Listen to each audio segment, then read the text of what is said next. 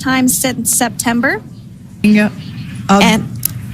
And there we do see Crew 9, some happy waves, smiles all around back on Earth. Oh, looks like we're getting our next crew member here. That is none other than Sunny Williams. Big smile, big waves. She, like her other crew members, now will be assisted onto the mobility aid.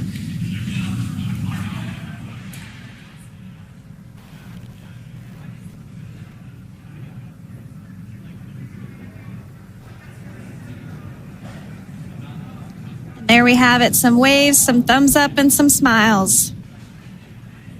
We're getting some views of him now as he egresses or exits the spacecraft.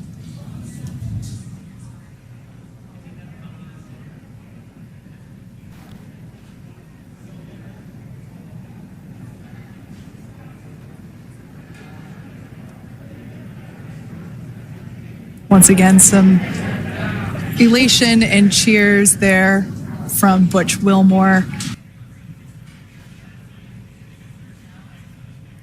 We can see folks on board clapping as our first crew member. And that is NASA astronaut Nick Hague, commander of Crew 9, now out of Crew Dragon Freedom. Some smiles, thumbs up, and a wave. Can't get any better than that. And splashdown, Crew 9 back on Earth.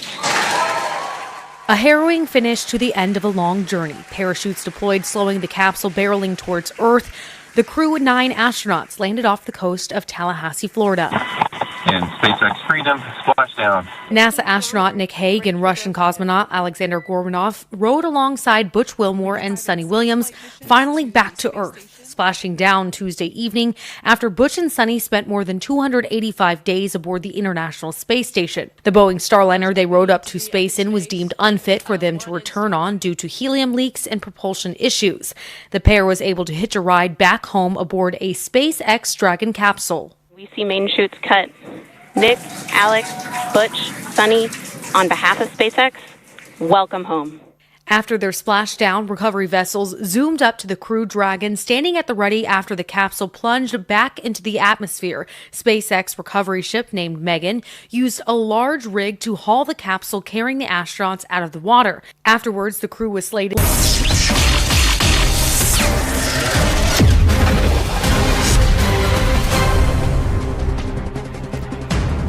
Namaste, Jai Hind, and welcome to this edition of The Right Stand. I am Anand Narsimhan. On this edition, in this segment, first up, we're going to focus on Nagpur. And we will try and open up and lay threadbare in front of you viewers what all has happened, what the various FIRs, we've got the details of about 4 FIRs, have now said from both the Hindu Paksh, the Muslim Paksh, but most importantly from the cops, who now are increasingly going on to believe that this was a pre-planned, plotted and deliberate attempt at violence in a city which has so far historically never seen riots or violence of this kind. Tensions continue to remain high in Nagpur after violence broke out on Monday over rumors that Quranic ayats written on a cloth which was with which effigy of Aurangzeb was burnt by the VHP, was burnt. So the whole aspect is blasphemy or desecration of Quran or disrespect to the holy book or the ayats written in Quran. Now this was the rumor that was spread, and this was done by certain elements who have now been named, and the allegation and the rumor spread is that this was what was done by Vishwa Hindu Parishad and Bajrang Dal groups which were protesting in Nagpur. Now, as the Nagpur riots have now simmered, tensions continue to be there. There is flag march regularly, but as this case file is now unraveling, disturbing details from the first investigation report or first information report are now coming through. They are shedding light on the one extent of violence, including horrific accounts of alleged sexual assault and deliberate targeting of misconduct against police constables, especially Mahila police constables, female police personnel, and also deliberate vandalism. Cops have named a Faheem Khan as the mastermind, the key instigator of the Nagpur violence. He belongs, or he is a member, he holds a card of the Minority Democratic Party. Now, also alleging that his inflammatory speech triggered clashes, leaving several injured and sparking large-scale unrest, suggesting that this entire violence, this rioting, was pre-planned, orchestrated with precision. Now, CNN News 18 has accessed 4 FIR details from 4 FIRs, one of which is a detailed copy and I have in my hand. We'll go to it in a bit. The first details emerging from the FIR in the aftermath of the violent riots in Nagpur reveal alarming, disturbing accounts of unrest that unfolded on 17th March. Let's take you through some of the crucial details and revelations. The violence erupted after a protest organized by the Vishwa Hindu Parishad was met by another counter-protest. Tensions between the two groups escalated rapidly, resulting in a flashpoint that would ignite widespread chaos. Among the victims were several women police officers who were caught in the violence. The FIR describes how stones were hurled at law enforcement officials, injuring multiple officers, including women, and it was deliberate and targeted, along with alleged attempts at sexual misconduct or sexual assault. Rioters targeted civilian property, including cars and two-wheelers, which were damaged during the violence. Eyewitness testimonies and statements from the accused suggest that a number of rioters were vocal about their intentions, with some heard saying, and I quote, "Hindus shouldn't be spared," unquote. This is all mentioned in the FIR. The riot escalated when protesters began throwing petrol bombs at police officers. The FIR details how a large armed mob, estimated between 500 to 600 people, descended upon the police officers, attacking them with various weapons. Perhaps the most disturbing aspect of the FIR is the mention of an obscene act committed against a female constable during the riots. According to the FIR, the accused touched the uniform and the body of the female personnel, made obscene gestures, and misbehaved with the official of the riot control police squad. Now, let's try and look at this FIR, which is a copy that we have. This is one of the FIRs. It's an 18-page copy that we have. Now, if you look at it very carefully, this is dated that the FIR was registered on the 18th of March 2025 at 11:36. Now, have a look at the number of sections of the Bharatiya Nyaya Sanhita. More than 25 sections of the Bharatiya Nyaya Sanhita, 2557, 2 pages is just the sections that have been invoked of the crimes committed and the charges made. 57 sections of the Bharatiya Nyaya Sanhita have been, BNS have been invoked. Now, what does it say? It says the distance from the police thana for this was less than 1 kilometer. It is registered. When did it occur? 16, that is 4 p.m. till what time? 23:30 in the night. Now, that's the thing. The date is 17th of March, time is 16:05, and then the whole detail is addressed.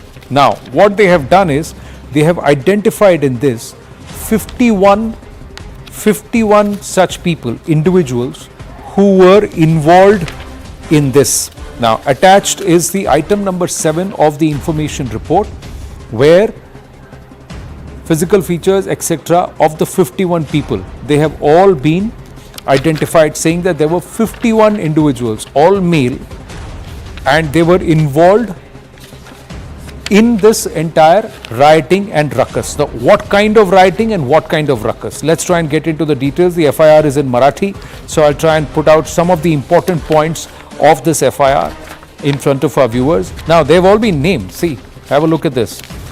Details known of the suspected unknown accused with full particulars. 1, 2, 3, 4, 5, 6. It starts with Yashir Sheikh Muhammad Sharif, ends at Muhammad Izar Muhammad Ismail in page 1. They are all supposed to be residents of Nagpur. And again, the next page, accused number 12 is Sheikh Abid Sheikh Nasir up to Faizan Amin Ansari, another list, that is 31. And then finally, it goes into the next page where the final 20 are named from 32.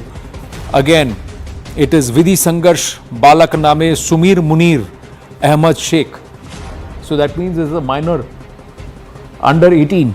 His name is in there. And then Asim Sheikh, Jama Itar 500 te 600 ism, that is 51. So these are the 51 names that have been put out. So there are unknowns also, plus these are the known members. Now what does it contest? The first information very clearly says these are the individuals who came there and tried to attack. Now this is what, again, what time to what time? 50 to 60 people came together and they started gathering together and then they attacked. That's what it says. And then the accused, this is a 35-year-old. This is the first one who's 28-year-old. Another accused is 25-year-old. The fourth accused is 30 years old. The fifth accused is 25 years old. The sixth accused is 41 years old. The seventh accused is again is also named here. His age is not mentioned. The eighth accused is 24 years old. They say that they all gathered together, and this describes what happened there. They all gathered and how they all started creating ruckus and violence. Now, this further details in Marathi that their numbers are growing. They came with a pre-planned intent and they resorted to rampant arson, vandalism and damage. Now, there's more news coming through.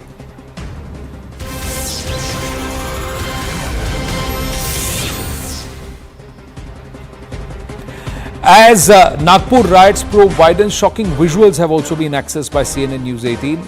This is the moment where ACP Anita More was attacked and the video has been accessed. It's a 15-second footage. We have tried to color it down because what you see on her uniform are blood stains. So these visuals could be a little disturbing, but that is ACP Anita More and she has been assaulted. She's hurt and she's been assaulted. Uday Timande is joining us from Nagpur at this point. Uday, namaste. We have accessed these pictures. ACP Anita More को चोट लगी है. ऐसे और भी female police personal है जिनको जानबूझ के टारगेट किया गया. Were they targeted deliberately? जी, आप जो बात कह रहे हैं वो बात कई मायने में जो है वो सही है, क्योंकि जिस समय ये सब दंगा जो है वो नागपुर में चल रहा था उस समय इस पूरे इलाके की बिजली जो है वो बंद कर दी थी, इसलिए इस पूरे एरिया में जो है वो अंधेरा था और लगभग 500 से 600 लोगों की भीड़ जो है वो इस समय जमा हो गई थी। जिस समय पुलिस की ओर ये जो पथराव किया जा रहा था आंदोलनकारियों की ओर से, उस समय वो पथराव को रोकने के लिए जो पुलिस की टीम आगे जा रही थी उसमें कुछ महिला पुलिस कर्मचारी भी थी, फीमेल्स कर्मचारी भी थी। जब वो आगे जा रही थी तब अंधेरे का फायदा उस जमाव ने जो है वो लगभग 2 से 3 महिला पुलिस जो थी, कांस्टेबल थी, जिसमें एसीपी मोरे भी शामिल है, उनको जो है अंधेरे में साइड की गलियों में खींचने का प्रयास किया। इतना ही नहीं तो उनकी यूनिफॉर्म को भी फाड़ने की जो है वो कोशिश इस दौरान जो है वो की गई है। उन्हें अश्लील भाषा का प्रयोग करके उन्हें गाली गलौज भी इस समय किया गया था। हम जानते हैं कि जिस समय ये सब अटैक हुआ उस समय उन अटैकरों के पास पेट्रोल बॉम्ब थे, उनके पास तलवार जैसे तलवार भी थी। अगर समय रहते ही ये पुलिस कर्मचारियों ने अगर अपना बचाव नहीं किया होता, वो भीड़ के हाथ अगर चल गए रहते तो शायद ये सब इसमें उनकी जान भी जा सकती। समय रहते ही पुलिस जो महिला कर्मचारी थी उन्होंने वहां से बच निकाले और खुद की जान बचे। इसके बाद जब उन्होंने पुलिस में इस सब मामले की कंप्लेंट की तो उसके ऊपर एफआईआर दाखिल की गई और जो इस मामले के जो आरोपी है उनके ऊपर गुना भी दाखिल किया है नागपुर में। Right. Now, before we move on, I just want to read out this passage. What I've done, viewers, is there are expletives used. So I've just tried to shade that out because we don't want to put it out there. But this is what it says.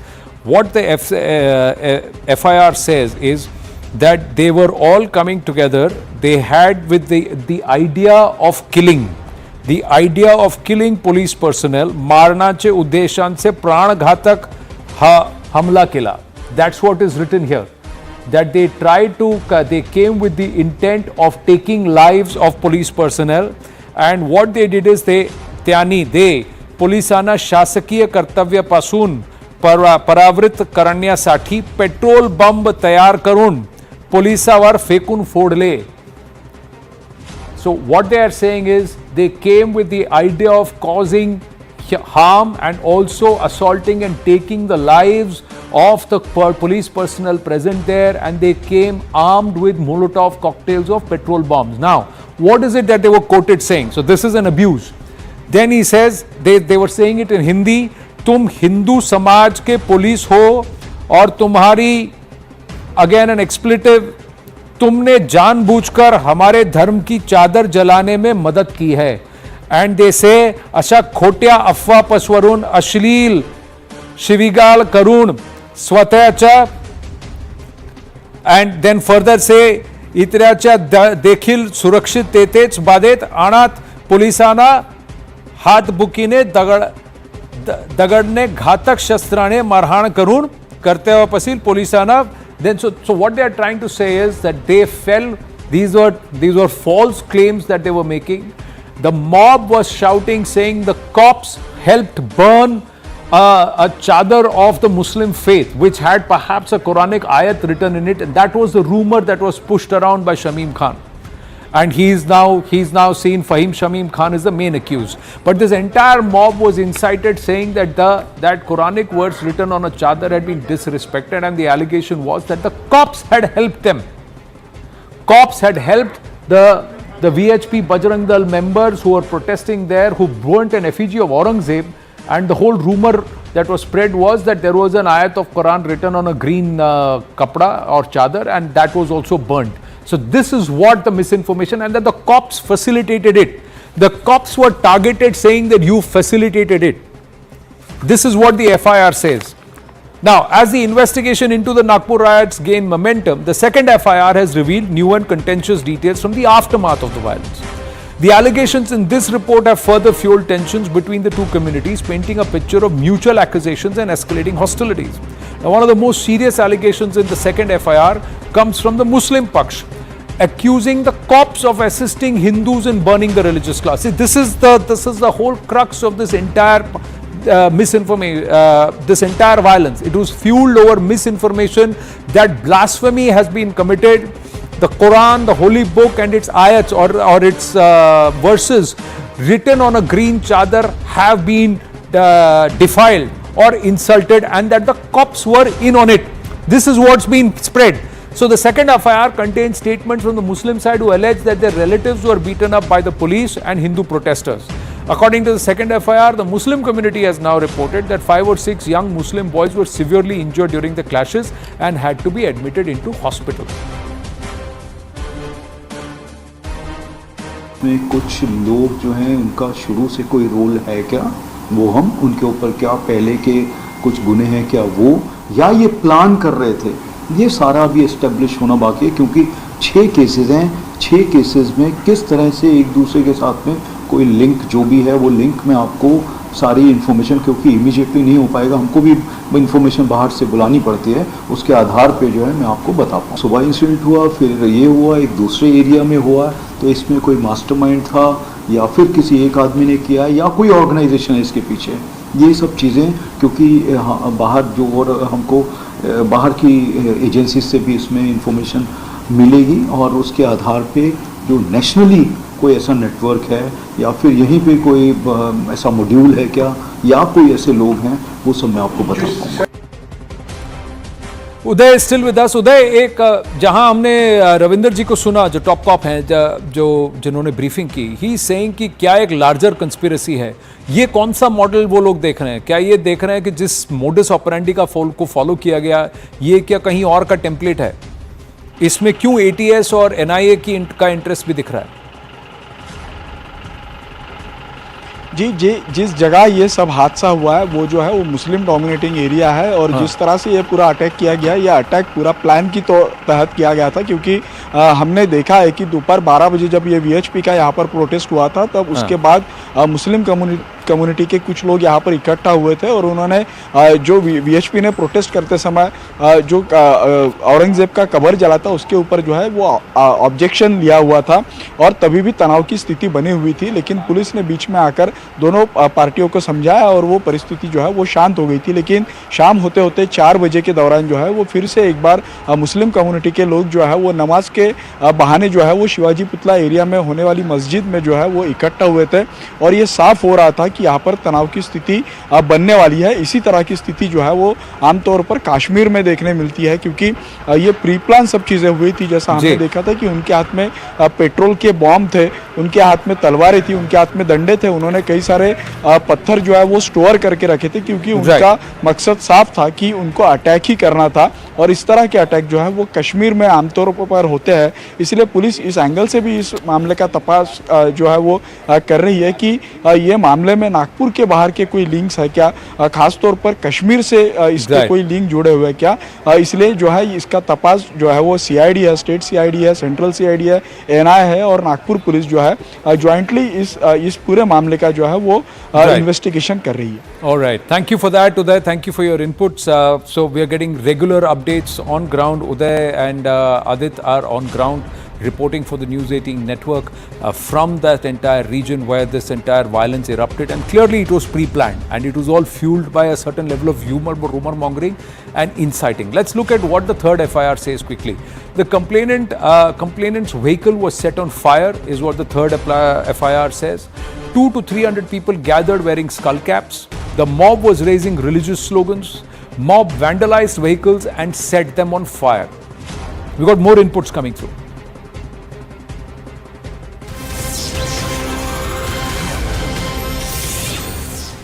Now there's a huge development in the Nagpur riots case. Cops have identified the homes of rioters. The cops are now starting a combing operation. Nagpur DCP has just said more arrests will be made. We have also identified the homes from where stones were pelted or boiling water was attempted to be thrown at police personnel. Listen in. घर identify किया कि जिसमें घर से हमारे ऊपर पथराव हुआ, पुलिस के ऊपर पानी डाला, वेपन दिखाए, वो हमने आइडेंटिफाई किए थे। अब उनका कॉम्बिंग ऑपरेशन चालू है, अरेस्ट हो जाएंगे जो आरोपी है, जो इसमें इंक्वायरी के लिए हमने ताबे में लिए। अभी तक यहाँ से 5 लोग लिए हमने ताबे में, तो आगे की इंक्वायरी उनके चालू है।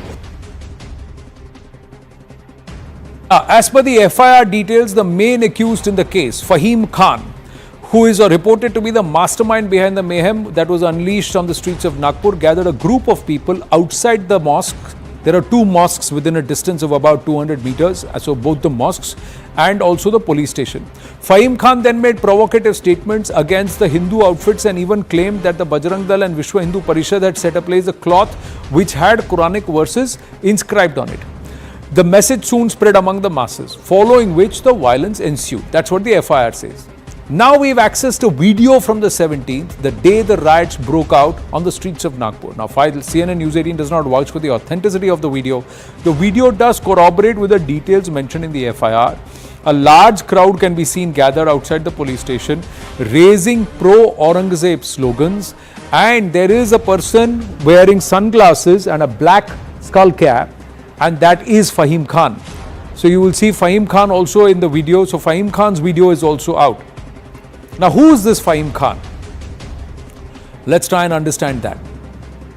Faheem Khan is a local leader of Minorities Democratic Party. He's been identified as this alleged mastermind, the main person behind inciting this riots and violence.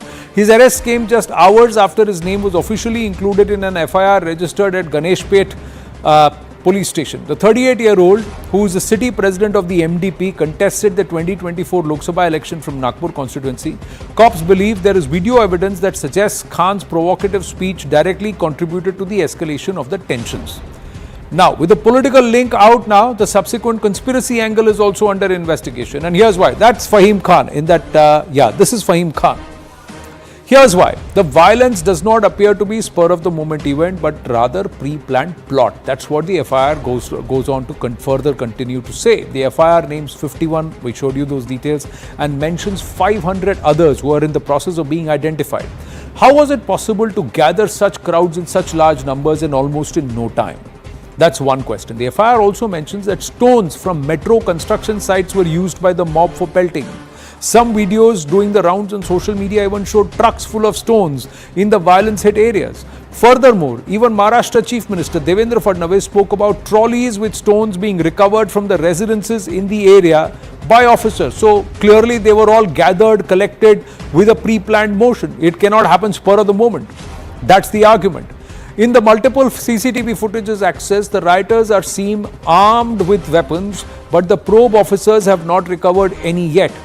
Now, is there a possibility that these weapons have been gotten rid of or disposed of? Well, that's for the investigation to further determine and conclude. The FIR also mentions how the mobsters hurled abuses at the Hindu community, the cops, and even misbehaved with female officers who were deployed. 3 DCP rank officers were injured during the violence, and one of them was attacked by an axe. Now, how are these weapons readily available at these residences is another question.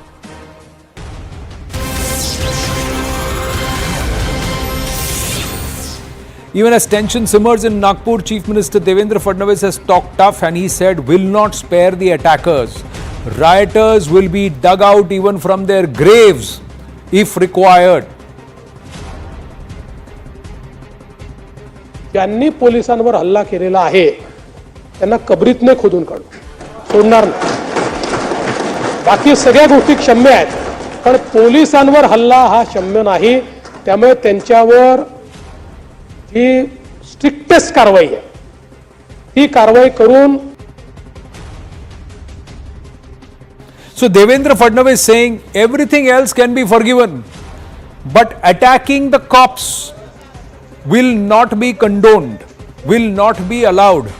And if they have those who have attacked cops, those who have abused cops, those who have assaulted cops, wherever they are, they will be dug out, and the strictest of prosecution will be undertaken and the procedure will be undertaken and the strictest treatment will be meted out to them. Not a single one will be spared, especially those who have attacked cops. That's what Devendra Fadnavis has said. Meanwhile, Maharashtra's Minister of State for Home, Yogesh Kadam, has condemned the Nagpur violence, calling it a serious incident, and he's assured strict action against those who dared to attack police officers, including a DCP. देखिए, जो नागपुर में जो incident हुआ है ये काफ़ी गंभीर है. जो भी कार्रवाई होगी वो बिल्कुल कठोर से कठोर कार्रवाई की जाएगी. जो भी लोगों की इतनी हिम्मत हुई है कि डीसीपी लेवल ऑफिसर्स और पुलिस कर्मचारियों के ऊपर हाथ उठाना, ये बिल्कुल सहन नहीं किया जाएगा. Now, after the Nagpur violence, opposition leaders are also holding the government accountable. Samajwadi Party chief, NCP, SCP, MLA Rohit Pawar, and all of them accusing the administration of a total intelligence failure. Meanwhile, RJD MP Manoj Jha has hit out at the VHP and Bajrang Dal, saying they are not digging Aurangzeb's grave but of this country. Allegations flying thick and fast against the BJP, saying they are exploiting the riots for political gains. Listen in. जहां कहीं भी इस तरह का दंगा होगा, Bharatiya Janata party उससे लाभ लेना चाहती है. भारतीय जनता पार्टी के ही इशारे पर सब कुछ होता है, क्योंकि बहुत सारे ऐसे सवाल हैं जिसका जवाब नहीं है. देश में कोई भी दंगा. Going straight across to DCP Arpit Chadha, one of the DCPs who was injured in this entire Nagpur violence. Arpit ji, namaste. Can you hear me? This is Anand here. Hello, Anand ji. I'm Archit Chandak. Namaste. Archit Chandak, Archit ji, namaste. Sorry, I got your name wrong. But I hope you're all right. आपको कहाँ चोट लगी? What happened? Can you tell us? उस दिन जब ये violence हुआ था, तब स्टार्टिंग में जब I think around 8:15 stone pelting started. 8:15 to 8:30 के आसपास स्टोन पेल्टिंग शुरू हुई थी. उसके पहले नारे निर्देशन हो रहे थे एंड थोड़ा सा मॉब बढ़ गया था and they started taking law in their own hands. Shutter वगैरह तोड़ने लग गए थे, तो फिर लाठीचार्ज हुआ एंड वो पीछे गए एंड पीछे से स्टोन पेल्टिंग शुरू हुई. तो उस स्टार्टिंग की ही स्टोन पेल्टिंग में we had our ride gear and we had our helmets and shield, but एक बहुत बड़ा सीमेंट का बोल्डर आके मेरे नी पे लगा था. So it was a big hit. I realised it, but at that time didn't realize the gravity of it because the violence had just started and our response immediately started in the next 2 hours. हमारा जो containment था उस चीज का, हमारा जो response show of force करना था, एंड उन्होंने काफी क्रेन वगैरह भी वहाँ पे, क्योंकि वहाँ पे कंस्ट्रक्शन वर्क चल रहा था चितनीस पार्क पे जो एरिया में, सो क्रेन भी जलाई एंड वो काफी ज्यादा जल गई थी. तो उसको फायर ब्रिगेड को भी लेकर आना, वो बुझाना, ताकि otherwise it could have been a big explosion. And उसके बाद हमारा वो कंटेनमेंट, टीयर गैस शेल्स हमने काफी फायर किए. काफी हमारी टीम ने सीपी सर के मार्गदर्शन में अलग अलग डीसीपीज की टीम थी, तो हमने उनको ताबे में भी लिया, कस्टडी में भी लिया तुरंत। एंड देन छोटी छोटी गलियों में भागे वो लोग, कुछ कुछ घर में भागे, कुछ कुछ ऊपर घर से ऊपर से पत्थर फेंक रहे थे। तो ये 2-3 घंटे का ये वायलेंस रहा है वहाँ पे। एंड अराउंड 10:30-11 तक के it was contained largely. Then 11:15 I was absolutely not able to walk. Then I realized कि ये कुछ ज्यादा हो गया है swelling, internal bleeding बहुत हो गई थी। तो फिर then I went to the hospital in the night, तो मालूम पड़ा कि it is a ligament tear. But Archit, if I may ask you, at what point did you feel something is wrong? And did you feel कि ये spontaneous था or that they had come prepared? And what was this mob trying to say? Because the FIR says they were accusing the cops of colluding with the Hindu protesters. No, ये जो सुबह की घटना हुई थी उसमें FIR तो दोपहर को ही रजिस्टर हो चुका था। Probably the FIR was registered because वो सुबह की घटना के ऊपर they had come with the complaint. But social media पे काफी वो वायरल किया गया था कि ये वर्सेस जलाए गए हैं और ऐसा हुआ है। तो वो जो सोशल मीडिया पे वायरल हुआ उसके कारण थोड़ा सा मॉब जमने लगा। And they were told and CP sir had also intervene and told them कि ये एफआईआर दाखिल हो चुका है ना, अपनी कार्रवाई कर रहे हैं। But in the evening they were wanting arrest and everything and it was our investigation was already ongoing and 7 because I was not the zonal DCP there. I'm DCP traffic, but when the situation was a bit worsened, then CP sir had called other DCPs also to the spot. And at 7:30 we realized कि थोड़ा सा matter आगे और बढ़ रहा है because they were not relenting, नाराजगी बहुत बढ़ रहे थे। And the moment when they started taking law in their own hands, then we had to have a show of force, otherwise there was no end to that. तो वो उसके around 8:15 फिर वो लाठीचार्ज किया गया था। Right. Are you all right? Let me ask you, there are other police officers also who have been hurt, and is it true that some of the female police personnel were abused and inappropriately also behaved with? Yeah, I was in the hospital only after 12 a.m. I went in the hospital. So I've learned also from the media only that some female policemen, policewomen and officers have complained regarding this. So the FIR has also been registered in that regard. I am okay right now, but I have a ligament tear, so doctor has advised for 4 to 6 weeks of strict bed rest. It's a ligament tear in the right knee, but otherwise it's okay. Well, we wish you a speedy recovery. Just one final question. Did they look like locals or did they look like they had been brought from outside? No, they were not brought from outside Nagpur, definitely. Many were from the local localities from that area. But yeah, it was quite possible that they could have been from other localities in Nagpur, but not from outside Nagpur. So clearly they had been summoned and gathered, and there seemed to be a pre-planned motive to this, whatever the way they came. Yeah, because that is definitely a part of the investigation. But if you're hurling petrol bombs, one of the DCPs was attacked with an axe, and if you're burning things, so it is not possible instantaneously. So that now will be in the investigation as to what kind of planning did they do. Right.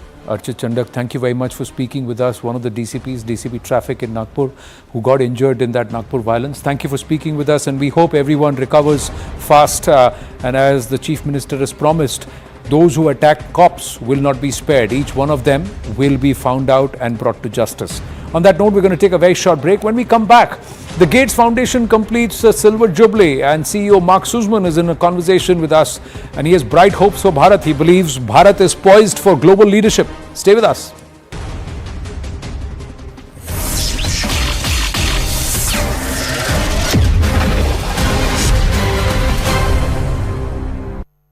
जहाज में बड़ी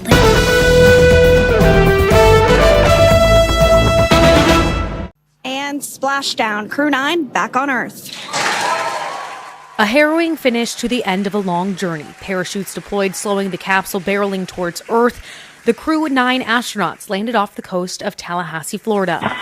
and SpaceX Freedom splashdown. NASA astronaut Nick Hague and Russian cosmonaut Alexander Gorbanov rode alongside Butch Wilmore and Sunny Williams, finally back to Earth, splashing down Tuesday evening after Butch and Sunny spent more than 285 days aboard the International Space Station. The Boeing Starliner they rode up to space in was deemed unfit for them to return on due to helium leaks and propulsion issues. The pair was able to hitch a ride back home aboard a SpaceX Dragon capsule. We see main chutes cut. Nick, Alex, Butch, Sunny, on behalf of SpaceX, welcome home. After their splashdown, recovery vessels zoomed up to the Crew Dragon, standing at the ready after the capsule plunged back into the atmosphere. SpaceX recovery ship named Megan used a large rig to haul the capsule carrying the astronauts out of the water. Afterwards, the crew was slated to be flown to Ellington Field and finally taken here to nearby Johnson Space Center to eventually be reunited with their families. The big issue is these two astronauts missed their families. The astronauts were originally slated to be away from home for an 8-day mission, but had their timeline extended to 9 months. Back here on Earth, their capsule was greeted by dolphins. At the Johnson Space Center, I'm Lee Waldman. For the recovery teams themselves, we started the day taking a series of helicopters out to the vessel.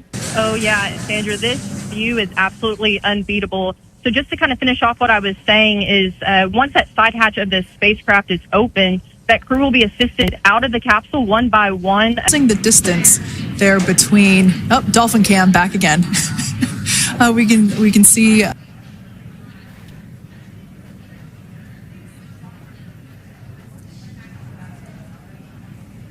So once securely on. Welcome aboard the recovery vessel. Recovery personnel are completing final checks.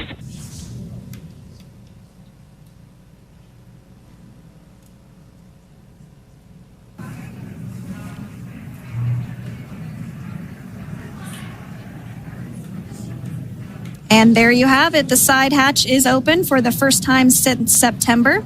Yeah. And there we do see Crew 9, some happy waves, smiles all around back on Earth. Oh, looks like we're getting our next crew member here. That is none other than Sunny Williams. Big smile, big waves. She, like her other crew members, now will be assisted onto the mobility aid.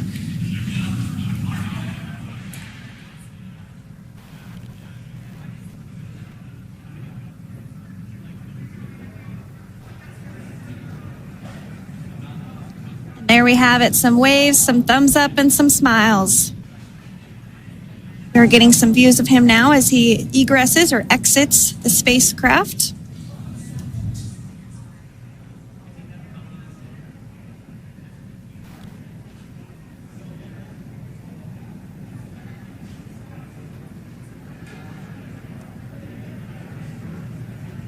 Once again, some elation and cheers there from Butch Wilmore. We can see folks on board clapping as our first crew member. And that is NASA astronaut Nick Hague, commander of Crew 9, now out of Crew Dragon Freedom. Some smiles, thumbs up, and a wave. Can't get any better than that. And splashdown, Crew 9 back on Earth.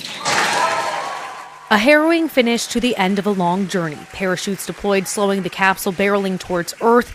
The Crew 9 astronauts landed off the coast of Tallahassee, Florida. And SpaceX Freedom splashdown. NASA astronaut Nick Hague and Russian cosmonaut Alexander Gorbanov rode alongside Butch Wilmore and Sunny Williams, finally back to Earth, splashing down Tuesday evening after Butch and Sunny spent more than 285 days aboard the International Space Station. The Boeing Starliner they rode up to space in was deemed unfit for them to return on due to helium leaks and propulsion issues. The pair was able to hitch a ride back home aboard a SpaceX Dragon capsule. We see main chutes cut.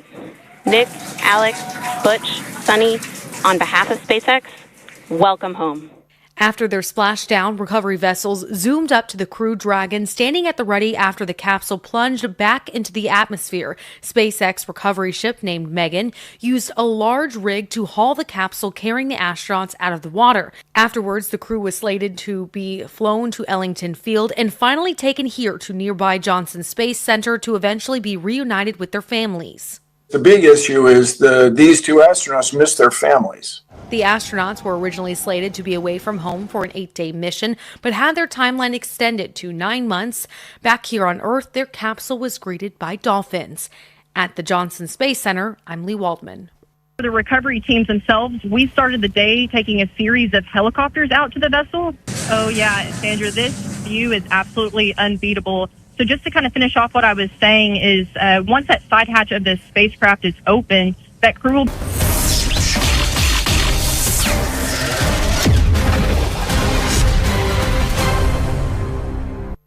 Namaste and welcome to yet another conversation, and this is something I've been looking forward to. He's a regular into Bharat, but he's not a regular on TV interviews. So Mark Sussman, CEO of the Gates Foundation, Namaste. Welcome to Bharat yet again. What brings you around this time? And I think there's something special. It's perhaps the first time that the board of the Gates Foundation is also with you? Yes, well, it's special for two reasons. One, it's the 25th anniversary of the Gates Foundation this year. And that's a moment to look back and look forward, think about what we've done. And for nearly the entire lifetime of the foundation, we've been working in India. It's where some of our most exciting work has been, and it's where we think some of our most exciting work will continue to be. So this is also the first time we brought our entire board to meet here to both do our board meeting, but also engage directly with some of the very exciting partners and innovators and government officials and others across Bharat. And that's the occasion. No, so you are somebody who's a regular in Bharat. You tend to fly under the radar and you're doing a lot of work. So we're going to catch you the next time around in action. But what was the board's thought? Did they come with a particular perception, and did it change when they landed here? Well, I think it's changing, because while I'm speaking to you now, I put them all on a plane early this morning to go to Lucknow in UP. So we started in Bangalore. We were meeting with the life sciences, biosciences hub there. We met with a number of philanthropists in the ecosystem. We met with a number of agricultural research pioneers here on Monday. Some external partners, and then we had our board meeting, and now we've sent them off to UP to see some of the work we're doing in health and education and financial inclusion. And I think they've just been really impressed by what I've seen over the years, which is how India really is a place that can take innovation and pioneer it and turn it into what I like to call human impact. Results that really do benefit the poorest and most vulnerable. And that's the core mission of the Gates Foundation. And that's really what we were trying to think about, get excited about, but also think about what more can we do together in the future. 25 years of the Gates Foundation is also 25 years of the Gates Foundation's engagement with Bharat, right? How have things changed? How have you seen Bharat evolve? Let me ask you from your perspective. It's so in extraordinary ways. So both the foundation and Bharat have changed dramatically, but just in those 25 years, we've seen a 2/3 reduction in maternal mortality, a 2/3 reduction in under 5 child mortality here. We've seen 400 million people lifted out of poverty. It's been an extraordinary journey of progress, which you can only really appreciate given the size and scope of Bharat. And in each of those, there have been lessons that as we have slowly expanded. We started in some narrow areas of health. We've expanded in broader health, agricultural development, financial inclusion, education, all of it working very closely with the government. And particularly in the last decade, we've seen a greater focus, a greater commitment to the needs of the poorest and most vulnerable. Bill and I met with the Honorable Prime Minister yesterday to discuss and look back at some of the partnerships with that. And I think it's been an amazing story of progress and work together that we are both very proud of what we've been able to do, always in partnership with the government and people of India, but also to take now some of those lessons. We think there's a real opportunity for enhanced global leadership of some of these Indian models of development that we can take in Africa and other parts of the world. before we get to the thick of what all you are doing, because you said last decade there's been a significant push, and that last decade is largely under the leadership of Prime Minister Modi. How have your interactions with him been? And where has his focus been when he's interacted with you?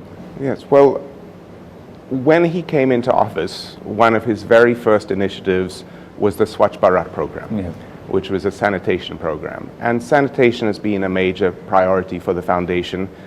Let me tell you, this is the only country on the planet where the head of state made a commitment to sanitation as an early. It's not normally seen as, people don't want to associate, but it's very impactful for the needs of the poorest. And I think it's been a model that has since taken us in many of the other areas where we work, whether it's been around helping enhance primary health care and immunization programs, whether it is about nutrition programs and enhanced nutrition particularly for pregnant mothers and young children, whether it is about agricultural development focused on the needs of smallholder farmers, particularly women farmers. That's always been a clear priority of the Prime Minister. It came up again in our discussions yesterday, and that filters down into the country. It actually helps provide the enabling environment that allows us to partner, because clearly as a foundation, we can't deliver outcomes ourselves. That's not our role. What we can do is we can provide some technical expertise, some support, some understanding of where some of the world's best practices are, try and graft them into the local Indian context and make them work. But in the end, it only succeeds if it's driven by the Indian government itself, whether it's direct service delivery or whether it's the enabling system for philanthropy or private sector providers. Tech and innovation, it's a changing world. And in your core line of work, tech, AI is something which is changing over in minutes, not even, let's say in seconds, the world changes. How has the Prime Minister's approach been with you and the Gates Foundation in embracing and using tech for social good? So if we think about digital tools broadly, India has really been a pioneer. What we think of, and the phrase we use within the foundation, is frugal innovation. And frugal innovation is a massive compliment, because you're trying to think, if you want innovation to benefit the needs of as many people as possible, you need to make it as cost effective as possible. What is the reason why global vaccination coverage 25 years ago was low? It's because vaccines were too expensive and out of reach for large parts. India today produces 60% of the world's vaccines. High quality, low cost vaccines. We've partnered with all the major companies, Bharat, Serum and others, to help make that happen. But that is what's triggered not just in India, but globally. Take that in other areas. The DPI agenda, the digital public infrastructure. What India has done off the baseline of the Aadhaar Universal ID, now of the digital payments structure, the UPI system, the digital stack is now a platform which provides low-cost services which even in India a decade ago no one would have thought you would be doing. I was doing a little transaction off my phone at a partnership in Bangalore, because we've partnered now with the government of India and some philanthropic partners with this institute called MOSIP, which is essentially taking the UID, the Aadhaar model of a digital identity platform, and it's now in 16 other countries, going up to 25 countries. And that's exactly the kind of arts, and the Prime Minister has really been a champion of that. And we saw that in India's leadership and hosting of the G20 a couple of years ago, where the digital public goods agenda became a central deliverable, and we've seen that now carried on through the Brazilian G20, currently the South African G20. But did you think it was going to be possible at the first interaction, and let's say the last decade, because most of the ground that you've covered, the Gates Foundation in Bharat, has been in the last decade. Did you at point, is this mere lip service? Is it actually percolating down to the ground? I saw Bill with the drone Didis, and I'm sure you're also there doing something interesting, although it didn't get captured in the reels. But do you really see it percolating down on ground? Yes. You said that it's not just word, it's percolating down. But did you think it'll happen the way it is happening? Not to the degree we hoped, but you never know. And let's the track record, not just in India, but in most countries, is very uneven. That there can be grand commitments made at a political level, but follow through the system, through the bureaucracy, through the private sector ecosystem, often is very uneven. And I think what's happened here is that follow-through has actually happened. And that's happened at the national level, and it's increasingly happened at the state level. So we also partner in a number of states. Historically, we've partnered most deeply in states like Bihar and UP, although we now work across AP, Meghalaya, Assam. We have a wide range of partnerships. But if you just take the case of UP again, we had worked and have a memorandum of understanding where we've been developing to technical support, particularly in healthcare, also in agriculture.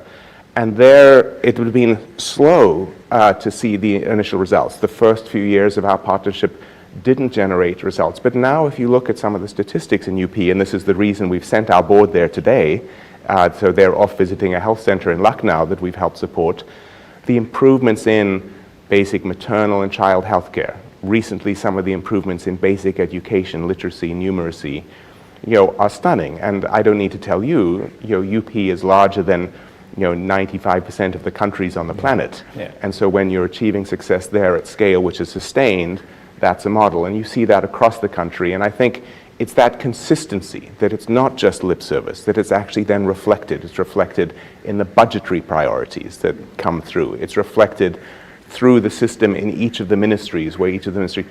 We also went to visit the Niti Aayog on Monday, Bill and I, and we've supported and worked with them in their aspirational districts program, their model. That's exactly a kind of model where, if you think back 10 years ago, they're tracking the progress. We sat in this room, which we helped them construct. It's a bit like the Starship Enterprise, where you can click on a state, on a district, on a block, and you can see what's happening in agriculture or healthcare or education. And that shows commitment and follow-through, because it also shows you where the gaps still are and what more still needs to be done, because it's an unfinished journey. And I've seen this Starship-like kind of thing. But when you sit there in the room and you click the button and you see this is what's happening in these districts, and when you do go down on ground, do you see that there is perhaps a linear alignment there, or is it disparate? What you see back at the control room and what's happening on ground? Well, it's not completely linear, but what that allows you to do is identify where are the best practices happening. Okay. Some models work, some don't. So take the issue of AI-enabled agriculture services. So we've been working for a couple of years, actually. Bill Gates last year visited some of the early work in Odisha. And what we've been trying to do is put together in a single app that's AI-enabled, that a smallholder farmer can use, that will be done in the local dialects, and it will actually provide the weather forecast for the next few days. It will give you the direct soil mapping, so it'll tell you what the consistency of soil and what kind of support you might need for fertilizer. It'll tell you which crops will be most effectively grown in your soil. It will tell you which services from the ministry or benefits you might be able to get. Is it a fertilizer subsidy? Is it a subsidy for mechanization? And all of those are put in a single unit that actually, from that testing, you then find what works. You get the demand from the farmer. We're now scaling up a similar model in Bihar, and I think we're going to see state-based models of that all over India in the next year or two. And so what you take is learning which bits work, you make the course corrections and adjustments. What looks good from Delhi is not always what's going to work on the ground when you're out in a rural area. But it's that feedback loop, and that's also where I think the Indian government at both the national and state level have become much smarter and more effective, using the data from the feedback loops to course correct and then implement the more effective policies. The Gates Foundation has been involved in health. It's been involved in improvement, overall socio-economic development. You've been involved in education in Bharat, and you've been doing a lot of work. Which for you has been the region where you feel you've taken the biggest stride, the biggest transformation has happened? And where do you think, perhaps you could have done this, or, had this happened? As you look back into 25 years. Yeah, so, that's a difficult question to answer, because it's like asking which is your favorite child. And, we're proud of all the work we've done.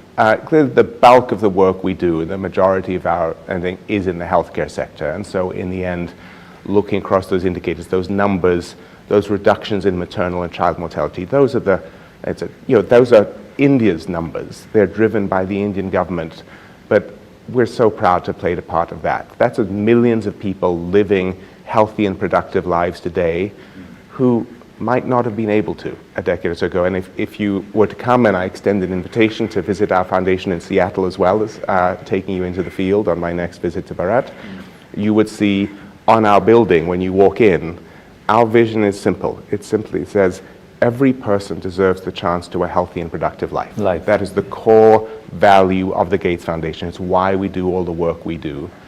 And it's so inspiring to see first the survive. You need to do the preventable deaths. No mother should die in childbirth. No child should die unnecessarily for lack of nutrition or vaccination.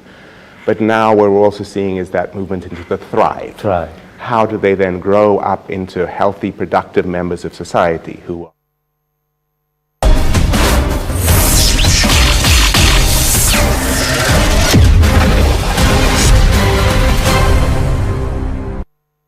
co-powered by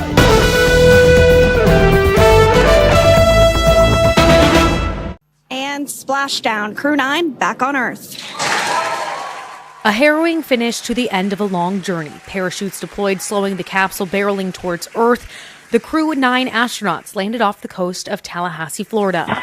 In SpaceX Freedom, splashdown. NASA astronaut Nick Hague and Russian cosmonaut Alexander Gorbanov rode alongside Butch Wilmore and Sunny Williams, finally back to Earth, splashing down Tuesday evening after Butch and Sunny spent more than 285 days aboard the International Space Station. The Boeing Starliner they rode up to space in was deemed unfit for them to return on due to helium leaks and propulsion issues.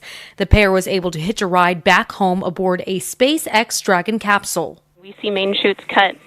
Nick, Alex, Butch, Sunny, on behalf of SpaceX, welcome home.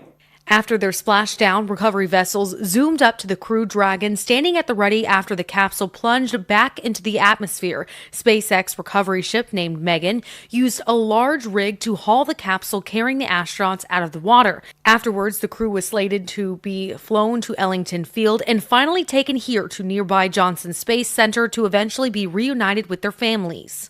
The big issue is these two astronauts missed their families. The astronauts were originally slated to be away from home for an 8-day mission, but had their timeline extended to 9 months. Back here on Earth, their capsule was greeted by dolphins. At the Johnson Space Center, I'm Lee Waldman. For the recovery teams themselves, we started the day taking a series of helicopters out to the vessel. Oh yeah, Sandra, this view is absolutely unbeatable. So just to kind of finish off what I was saying is once that side hatch of the spacecraft is open, that crew will be assisted out of the capsule one by one. The distance there between, dolphin cam back again. We can see.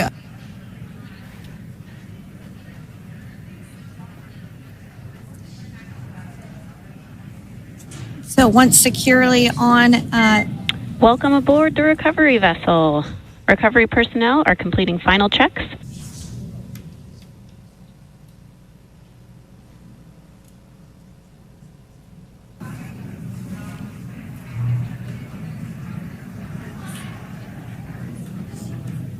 And there you have it. The side hatch is open for the first time since September. Yeah. And there we do see Crew 9, some happy waves, smiles all around back on Earth. Oh, it looks like we're getting our next crew member here. That is none other than Sunny Williams. Big smile, big waves. She, like her other crew members, now will be assisted onto the mobility aid.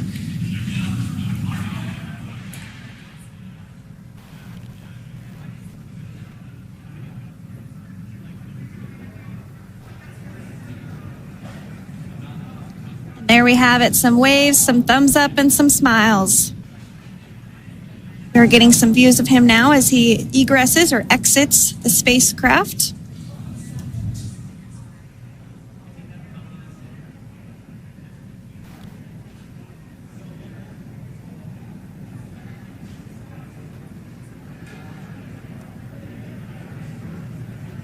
Once again, some elation and cheers there from Butch Wilmore. We can see folks on board clapping as our first crew member. And that is NASA astronaut Nick Hague, commander of Crew 9. now out of Crew Dragon Freedom. Some smiles, thumbs up, and a wave. Can't get any better than that. And splashdown. Crew 9 back on Earth.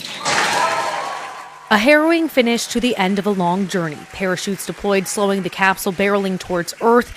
The Crew 9 astronauts landed off the coast of Tallahassee, Florida. And SpaceX Freedom, splashdown. NASA astronaut Nick Hague and Russian cosmonaut Alexander Gorbanov rode alongside Butch Wilmore and Sunny Williams, finally back to Earth, splashing down Tuesday evening after Butch and Sunny spent more than 285 days aboard the International Space Station. The Boeing Starliner they rode up to space in was deemed unfit for them to return on due to helium leaks and propulsion issues. The pair was able to hitch a ride back home aboard a SpaceX Dragon capsule. We see main chutes cut. Nick, Alex, Butch, Sunny, on behalf of SpaceX, welcome home. After their splashdown, recovery vessels zoomed up to the Crew Dragon, standing at the ready after the capsule plunged back into the atmosphere. SpaceX recovery ship named Megan used a large rig to haul the capsule carrying the astronauts out of the water. Afterwards, the crew was slated to be flown to Ellington Field and finally taken here to nearby Johnson Space Center to eventually be reunited with their families. The big issue is these two astronauts missed their families. The astronauts were originally slated to be away from home for an 8-day mission, but had their timeline extended to 9 months. Back here on Earth, their capsule was greeted by dolphins. At the Johnson Space Center, I'm Lee Waldman. For the recovery teams themselves, we started the day taking a series of helicopters out to the vessel. Oh yeah, Sandra, this view is absolutely unbeatable. So just to kind of finish off...